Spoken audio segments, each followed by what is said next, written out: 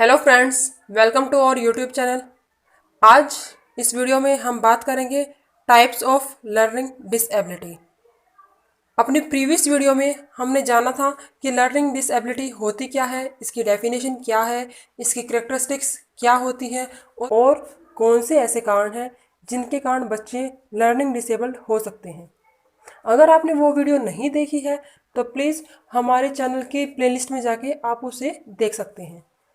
What is learning disability, ये हम जान चुके हैं कि जब बच्चा किसी चीज़ को, कॉन्सेप्ट को समझ ना पाए, उसे अच्छे से बोल ना पाए, लिख ना पाए, या फिर मैथमेटिकल कैलकुलेशन होती है उसमें बच्चा अच्छे से अंडरस्टैंड नहीं कर पाता उस चीज़ को, तब बच्चा लर्निंग डिसेबिलिटी के अंदर आता है।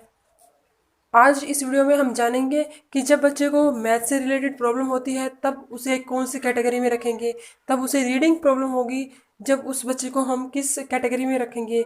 इसके साथ साथ जब बच्चे की मोटर एक्टिविटीज़ होती हैं वो अच्छे से कंडक्ट नहीं हो पाती, तब हम बच्चे को किस लर्निंग डिसेबिलिटी के अंदर रखेंगे। So let's start it. Types of learning disability. Learning disability है जो अधिगम अक्षमता है, वो कितने प्रकार की होती है। वैसे तो लर्निंग डिसेबिलिटी के बहुत सारे कॉन्सेप्ट हैं, लेकिन इस वीडियो में हम मेनली जो इसके 4 टाइप्स हैं, जो मेजर टाइप्स हैं, उनके बारे में डिस्कस करेंगे। First is dyslexia, second dysgraphia, third dyscalculia, fourth dyspraxia. ये 4 मेजर डिसेबिलिटीज़ हैं लर्निंग की, जिसके बारे में इस वीडियो में हम ब्रीफली स्टडी करेंगे। और first topic is dyslexia. Dyslexia क्या होता है? मेनली जो डिसलेक्सिया है वो 2 वर्ड के कम्बिनेशन से बना है, डिस प्लस लेक्सिया। डिस मतलब कुछ कमी हो गई, और लेक्सिया जब उसके रीडिंग स्किल्स में कुछ कमी आती है तब उसे बोलते हैं डिसलेक्सिया। ये एक रीडिंग डिसऑर्डर है। जब बच्चा किसी वर्ड को या सेंटेंस को पढ़ते समय उससे अच्छे से नहीं बोल पाता, या फिर उसके वर्ड को प्रॉपरली प्रोनाउंसिएशन नहीं कर पाता, तब हम बोलते हैं कि बच्चे को रीडिंग डिसऑर्डर है, और वो रीडिंग डिसऑर्डर लर्निंग डिसेबिलिटी की जिस कैटेगरी में आता है उसे बोलते हैं dyslexia. Second point is different in every child. जो डिसलेक्सिया का डिसऑर्डर है ये हर बच्चे में डिफरेंट होता है। ये नहीं होता कि हर एक का क्राइटेरिया फिक्स होता है कि हर बच्चे को इतना ही डिसलेक्सिया होगा। ये कोई मेजरमेंट नहीं है, ये बच्चे की अंडरस्टैंडिंग पर बेस करती है, उसकी जो रिकॉल की मेमोरी है कि जो उस वर्ड उसको ने सीखा है उसे कैसे बोलना है। ये जब इस चीज़ में बच्चे में कमी आती है तब उसे हम डिसलेक्सिया के अंदर रखते हैं। Third is it is neurological disorder. जो हमारा नर्वस सिस्टम होता है, जो हमारे ब्रेन में नर्वस सिस्टम लिंक होता है, उसमें जब बच्चे के ब्रेन के साथ अच्छे से कनेक्टिविटी नहीं होती तब उस बच्चे में न्यूरोलॉजिकल डिसऑर्डर आता है। न्यूरोलॉजिकल डिसऑर्डर आने के कारण बच्चा उन चीज़ों को अच्छे से समझ नहीं पाता, उसकी जो अंडरस्टैंडिंग या नॉलेज एबिलिटी होती है उसमें कमी आती है, जिसके कारण ही बच्चा डिसलेक्सिया के अंदर आता है। इसके साथ साथ अगर हमारे ब्रेन का कोई भी फंक्शन है वो प्रॉपरली वर्क ना कर पाए तो हमारी कोई ना कोई एक्टिविटी है वो इफ़ेक्ट होती है। और जब बच्चा रीडिंग से रिलेटेड डिसकनेक्टिविटी होती है, उसकी उसकी प्रॉपर अंडरस्टैंडिंग नहीं होती, वो उन चीज़ों को प्रॉपरली नहीं बोल पाता, तब हम उस बच्चे को डिसलेक्सिया के अंदर रखते हैं। अब बात करते हैं करेक्टरिस्टिक्स ऑफ डिसलेक्सिया। डिसलेक्सिया की क्या विशेषताएं हैं? First, lack of reading skills. Second, improper pronunciation. Third, poor comprehension. Fourth, reading fluency is poor. Fifth, poor spelling. Sixth, delayed speech. And last is left right confusion. इस topic पे जो इसकी विशेषताएं हैं वो यही है कि बच्चे में क्या क्या कमियां होती हैं। जब उसे डिसलेक्सिया होती है तो हमें कैसे पता लगेगा कि बच्चे को डिसलेक्सिया हो चुका है। इसके जो मेजर सिम्टम्स हैं वो इसमें इंक्लूड किए गए हैं।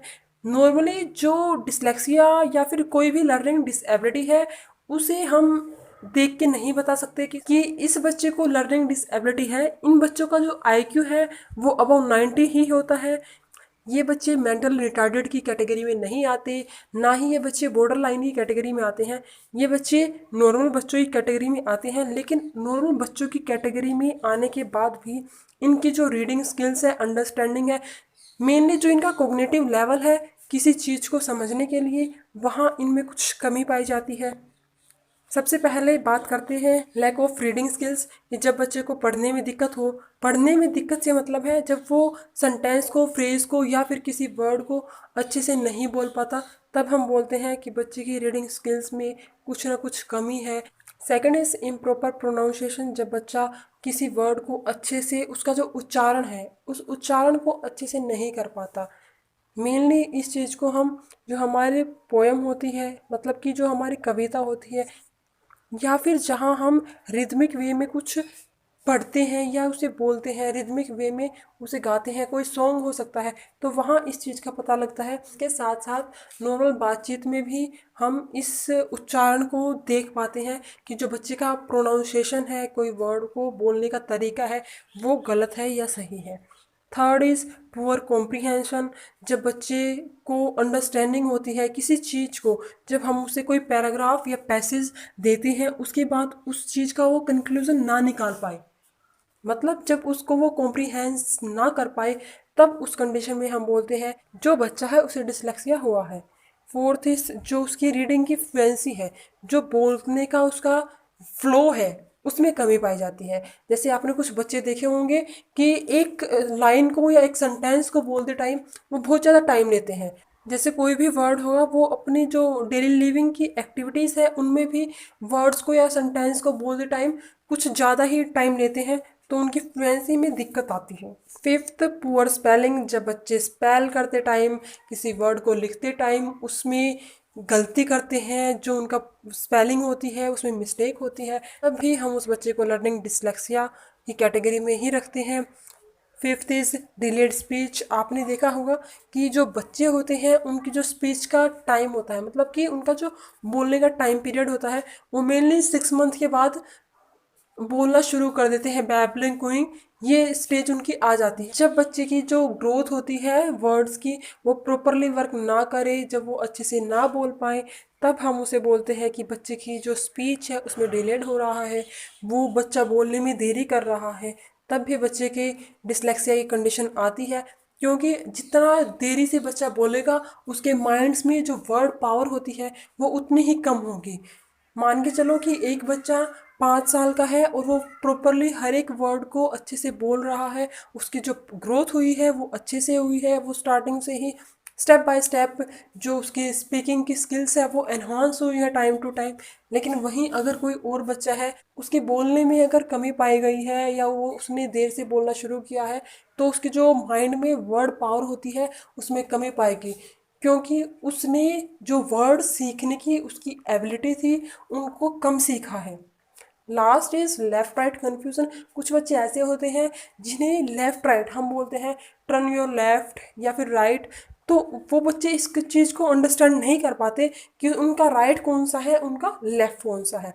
तो ये डायरेक्शन बेस भी होता है इसमें, इसे हम मोटर एक्टिविटीज़ में भी इंक्लूड करेंगे और यहाँ भी, क्योंकि मोटर एक्टिविटीज़ में तो उसकी जो मूवमेंट होती है वो आती है, और लेफ्ट राइट जैसे हम मैथ के सम्स होते हैं, left hand side and right hand side both are equal to, जब हम इन कंडीशंस को दिखाते हैं बच्चे को, जब हम उन्हें सोल्व करना सिखाते हैं, तो वहाँ इन बच्चे को ये चीज़ दिक्कत देती है, क्योंकि उन्हें लेफ़्ट और राइट कंडीशन का प्रॉपरली नहीं पता। इसके साथ साथ एक और एग्जांपल के साथ हम समझ सकते हैं कि हम बच्चे को बोलते हैं कि जो हमारा हार्ट है वो हमारे लेफ़्ट साइड होता है, तो बच्चा फिर भी कन्फ्यूज़न में रहता है कि लेफ़्ट साइड कौन सा लेफ़्ट साइड। जब तक हम उस बच्चे को अप्रोप्रिएट दिखाते नहीं हैं या फिर बताते नहीं हैं कि लेफ़्ट ये होता है, ये राइट होता है, तब तक उस बच्चे में कन्फ्यूज़न क्रिएट होती रहती है। अब बात करते हैं डिस्ग्राफिया की। जो डिस्ग्राफिया है वो 2 वर्ड के कॉम्बिनेशन से बना है, डिस प्लस ग्राफिक्स। डिस मतलब कि लैक, किसी चीज़ की कमी होना, और ग्राफिक्स जो हमारे ग्राफ वर्क होते हैं, जो हमारी राइटिंग वर्क होती है उसमें कमी। It is writing disorder. जो ये डिस्ग्राफिया है ये किससे रिलेटेड है? राइटिंग से। Second is act of difficulty in writing skills, जब बच्चा राइटिंग करता है तब उसमें कुछ ना कुछ कमी पाई जाती है। जब उसकी राइटिंग स्किल्स है, उसका फाइन मोटर स्किल्स है, जब वो पेन पेंसिल जब पकड़ता है, पेन के जो पकड़ने का तरीका है वो गलत होता है, वो अच्छे से प्रॉपरली नहीं पकड़ पाता पेन को। जो उसका पेपर पेन कोऑर्डिनेशन होता है, जैसे हम राइटिंग करते हैं तो हम पेपर और जो पेन है उनके कोऑर्डिनेशन को अच्छे से रखते हैं, उसके बाद हम राइटिंग स्टार्ट करते हैं। इन बच्चों का जो राइटिंग स्किल्स है वो प्रॉपर नहीं होता। इसके साथ साथ जो उनकी हैंड राइटिंग है, इफेक्ट ऑन हैंड राइटिंग, जो उनकी हैंड राइटिंग है इस पर इसका इफेक्ट पड़ता है। क्योंकि जब बच्चा अच्छे से उस चीज़ को नहीं लिख पाएगा, जो जो उसके वर्ड का स्ट्रक्चर होता है, जैसे कुछ भी बनाना है, जे है, जी है, मैं जिन बच्चों को वर्ड्स को बनाने में दिक्कत होती है वो होती है जे और जी। इन वर्ड्स को बनाने में बच्चा कंफ्यूज हो जाता है कि जे और जी को कैसे अलग करें। इसके साथ साथ जो बी होता है, स्मॉल बी, जब हम कर्सिव राइटिंग में करते हैं उस बी में भी बच्चा कई बार दिक्कत करता है, उसे अच्छे से प्रॉपरली नहीं बना पाता। आगे बात करते हैं स्पेलिंग इश्यूज। जब बच्चे को हम कोई वर्ड बोलते हैं, जैसे हम उसे डिक्टेशन बोलते हैं, जब हम बच्चे को डिक्टेशन बोलते हैं तब हमें पता लगता है कि बच्चा जो है वो उन वर्ड्स को प्रॉपरली स्पेल नहीं कर पा रहा, उनकी जो स्पेलिंग है वो मिस्टेक है। इसी कारण जब बच्चे की ये मिस्टेक एक्सटेंड हो जाती है, ज़्यादा होती है, तब हमें इस कंडीशन का पता लगाने के लिए हमें उस बच्चे का टेस्ट करना चाहिए और पता करना चाहिए कि वो बच्चा नॉर्मली इन वर्ड को रिकॉग्नाइज नहीं कर पा रहा है या फिर उसे डिस्ग्राफिया है। Next is poor drawing skills. जो उस बच्चे की ड्राइंग है, क्योंकि ड्राइंग में भी बच्चे को जो चीज़ बनानी पड़ती है उसमें भी उसका जो पेपर पेन कोऑर्डिनेशन है वो अच्छा होना चाहिए। क्योंकि जब उसकी शेप होती है ड्राइंग में, किसी भी चीज़ की जब हम शेप देते हैं तो उस चीज़ की शेप देने के लिए बच्चे की जो स्किल्स होती हैं वो इम्प्रूव होनी चाहिए, ताकि वो उस चीज़ को प्रॉपरली बना पाए। अगर वो बच्चे अच्छे से प्रॉपरली उस चीज़ को नहीं बना पाता और इसकी जो कंडीशन होती है वो ज़्यादा बढ़ जाती है, बच्चा उन चीज़ों को अच्छे से कंडक्ट नहीं कर पाता, तब भी हम बच्चे को डिस्ग्राफिया के अंदर रखते हैं। Last is don't write in proper space. अगर बच्चे को जो हमारी नोटबुक में लाइंस होती है वहाँ लिखने के बजाय या तो लाइन के ऊपर या फिर लाइन के नीचे, ज़्यादा नीचे या ऊपर लिखता है, वो उस स्पेस के अंदर ना रहकर ज़्यादा बाहर लिखता है, तब भी बच्चे में डिस्ग्राफिया की कंडीशन आती है। क्योंकि बच्चा उस स्पेस में यूटिलाइज नहीं कर पा रहा, उस स्पेस को अच्छे से प्रॉपरली यूज़ नहीं कर पा रहा, उसकी जो स्किल्स है, जो उसकी राइटिंग वे है, वो उसे उस स्पेस से बाहर ले जा रहा है। जब ये सभी कंडीशंस एक बच्चे में होती हैं तब हम उसे डिस्ग्राफिया के अंदर रखते हैं।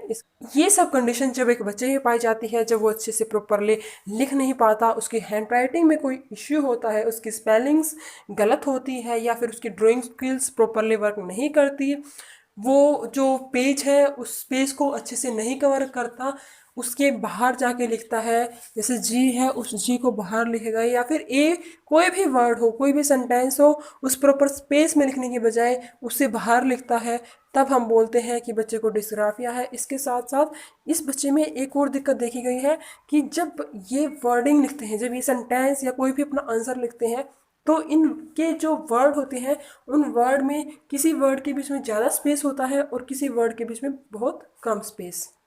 आगे बात करते हैं अपनी अगली डिसेबिलिटी की, वो है डिसकैलकुलिया। डिसकैलकुलिया वर्ड दो वर्ड के कॉम्बिनेशन से बना है, डिस प्लस कैलकुलिया।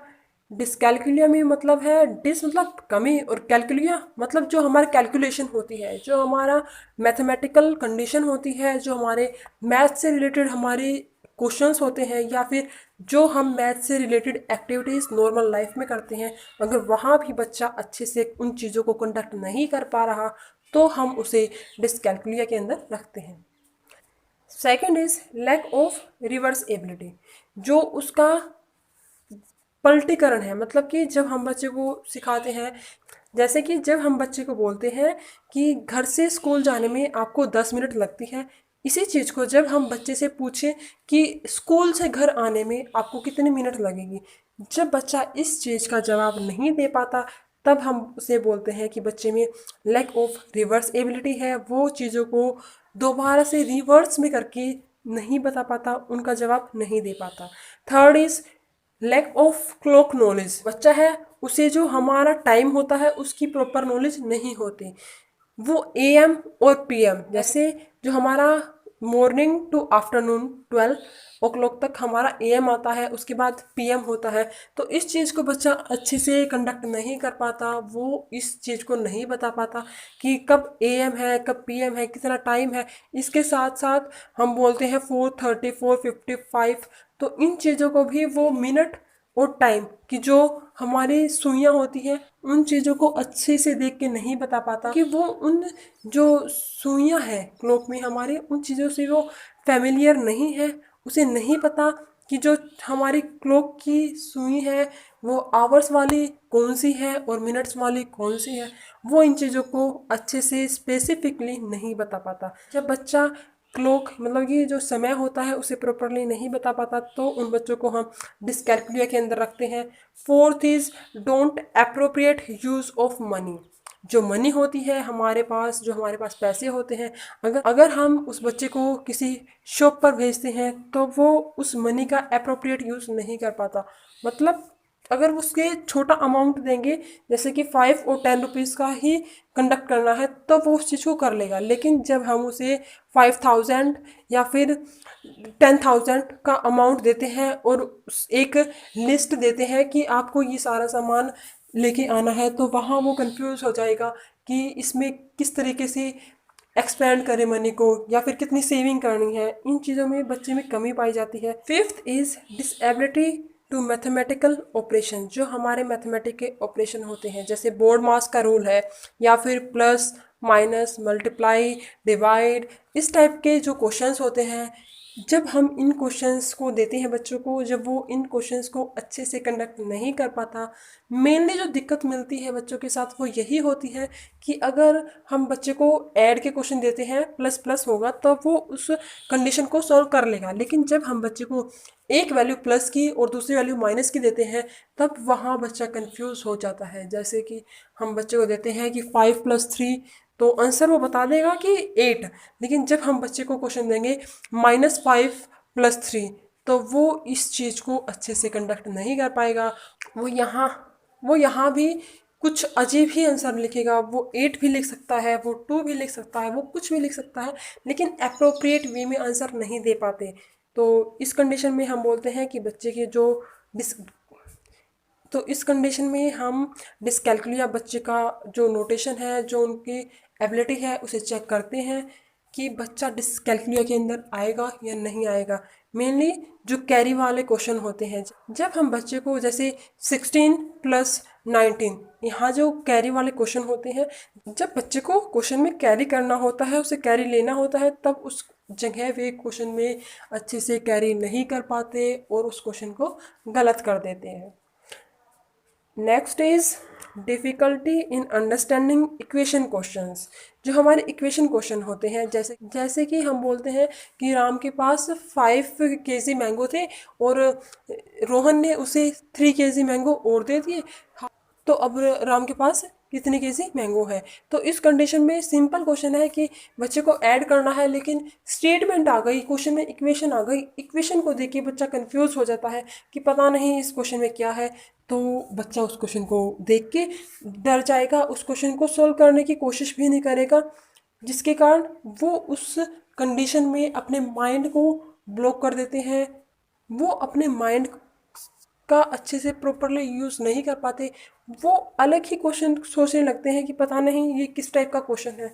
तो मेनली जो इक्वेशन वाले क्वेश्चंस होते हैं, इन क्वेश्चंस को भी बच्चे अंडरस्टैंड नहीं कर पाते जिन बच्चों को डिसकैलकुलिया है। Next is problem in ordering और सीक्वेंस। बच्चे सीक्वेंस में चीज़ों को नहीं ला पाते, तो वहाँ भी हम बोलते हैं कि बच्चे में डिसकैलकुलिया है। या फिर हम कुछ टॉयज़ आपने देखे होंगे बच्चों के पास, स्मॉल फिर उससे बड़ा फिर उससे बड़ा, ऐसे हाइट में इंक्रीजिंग हाइट में वे होते हैं, और हम उन बच्चों को बोलते हैं कि इन्हें सीक्वेंस में या ऑर्डर में लगाओ। उनके ऊपर नंबरिंग होती है 1 2, इस तरीके से। जब बच्चे उन वर्ड को देख के भी, उन नंबरिंग को देख के भी उन चीज़ों को ऑर्डर में नहीं लगा पाते, तब बच्चे को डिसकैलकुलिया है। आई होप आपको डिसकैलकुलिया अच्छे से समझ आ गया होगा। इसमें मैथमेटिकल से जो रिलेटेड प्रॉब्लम होती है वो आती है, बच्चा रिवर्स नहीं कर पाता अपनी नॉलेज को, उसे क्लॉकवाइज और एंटी क्लॉकवाइज की नॉलेज नहीं होती, जो उसके पास मनी होता है वो उसका अप्रोप्रिएट यूज़ नहीं कर पाता। इसके साथ साथ जो इक्वेशन वाले क्वेश्चंस होते हैं उन्हें भी वो प्रॉपरली डील नहीं कर पाएगा, और लास्ट में जो सीक्वेंटल होते हैं या फिर ऑर्डरिंग वाले क्वेश्चंस होते हैं वहाँ पर भी बच्चा अच्छे से प्रॉपरली वर्क नहीं कर पाता जैसे एक नॉर्मल बच्चा करता है। इन सब कंडीशंस को देखते हुए हम बच्चे को लर्निंग डिसेबिलिटी के अंदर रखते हैं, और लर्निंग डिसेबिलिटी में भी उसे हम डिसकैलकुलिया के अंदर रखते हैं। लास्ट में हम बात करते हैं डिस्प्रैक्सिया की। डिस्प्रैक्सिया क्या होता है? डिस्प्रैक्सिया में हमारी जो मोटर एक्टिविटीज़ है वो इससे इफेक्ट होती है। इफेक्ट मोटर एक्टिविटीज़, जो हमारी मोटर एक्टिविटीज़ है, जो हमारा हैंड कोऑर्डिनेशन होता है, जो हमारे पैर हैं वो अच्छे से कोऑर्डिनेट नहीं हो पाते, जो हमारा सीटिंग पोस्चर होता है उसमें डिसबैलेंस आता है कुछ। इसके साथ साथ सेकंड है लैक ऑफ आई कोऑर्डिनेशन। जो आई कोऑर्डिनेशन हमारा पीयर ग्रुप के साथ भी हो सकता है, हमारी जो कॉपी पेन पेंसिल है वहाँ से भी हमारा आई कोऑर्डिनेशन पुअर हो सकता है, या फिर जब हम गेमिंग करते हैं तो वहाँ पे भी हम जो हमारे गेमिंग के इंस्ट्रूमेंट है, जो हमारे खेलने के लिए जो उपकरण हम यूज़ कर रहे हैं उनको भी हम प्रॉपरली यूज़ नहीं कर पाते, तो वहाँ भी हमारा लैक ऑफ आई कोऑर्डिनेशन आता है।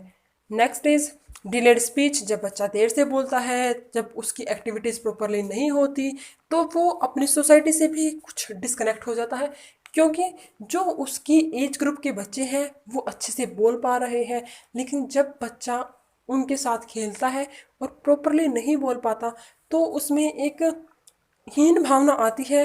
वो अपनी जो फेस होता है, जो उसकी एक्सप्रेशन होती है, जो उसकी नीड होती है, वो उन सब चीज़ों को एक्सप्रेस नहीं कर पाता। Next is left right confusion. जब बच्चा खेलता है तब हम, अगर उसका जो पीयर ग्रुप है वो उसे बोलता है कि मूव टुवर्ड लेफ्ट और राइट, तो वो बच्चा उस चीज़ को नहीं समझ पाता, वो कन्फ्यूज़न में होता है कि उसका लेफ्ट साइड कौन सा है और उसका राइट साइड कौन सा है।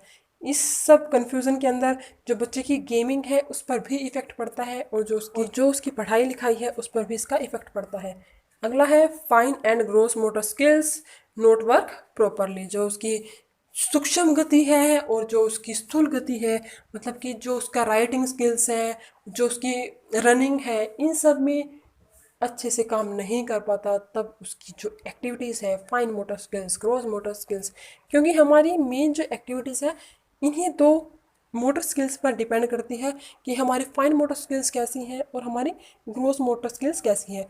फाइन मोटर स्किल्स में हमारा आता है पेपर पेंसिल वर्क। जैसे ग्रोस मोटर स्किल्स होती है जब हमारे पूरे हाथ का, मतलब कि जब हम बॉल डालते समय, जैसे कि जब हम किसी ग्लास को उठाते समय यूज़ करते हैं पूरे हाथ का यूज़ होगा, जब हम दौड़ते हैं तो हमारे पूरे पैरों का यूज़ करते हैं।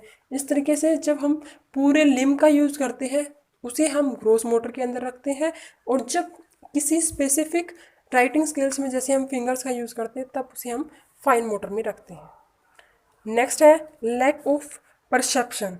जो हमारा देखने का नज़रिया होता है, जो उसका प्रत्यक्षीकरण होता है, जैसे कि जब हम बच्चे को बोलते हैं कि कोई भी चीज़ उसे दिखा के उसके बारे में उसकी नॉलेज जानना चाहते हैं, जैसे कि हम उसे एप्पल दिखाएंगे और एप्पल की उससे करेक्टरिस्टिक्स पूछेंगे, तो उसका जो परसेप्शन है वो उतना एनहांस नहीं होता, उतना अपग्रेड नहीं होता जितना एक नॉर्मल बच्चे का होता है। Next is lack of coordination in daily life.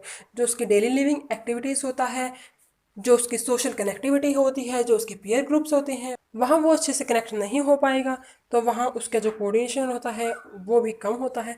Last is lack of socialization. जब बच्चा अपने समाज के साथ अच्छे से प्रॉपरली वर्क नहीं कर पाता, जो उसकी इमेज है उसे स्टेब्लिश नहीं कर पाता, ये बच्चे में भी हो सकती है और बड़े में भी।